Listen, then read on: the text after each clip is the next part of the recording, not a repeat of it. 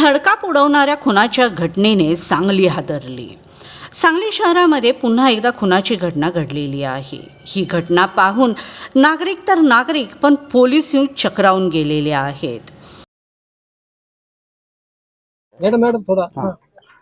Vishrambag police ठाण्याकडील missing एक व्यक्ती नामे रोहित मुकेश म्हैसाळे हा दिनांक 26 तारखेला मिसिंग झालेला होता। सदर बाबत पोलीस ठाण्याकडे तपास चालू होता। त्या अनुषंगाने कालपासून आमची टीम दोन बालकांकडे तपास करत होती। त्या दोन बालकांनी सदर मिसिंग व्यक्तीस मारून टाकले असल्याचं त्यांनी सांगितलेलं आहे। सदर मारून टाकलेलं ठिकाण हे विठ्ठलनगर येथील मार्टिन शाळेच्या पाठीमागील बाजूस असल्याचं त्यांनी दाखवलेलं आहे। सदर ठिकाणी आम्ही आल्यानंतर तिथं रेस्क्यू टीम बोलवली।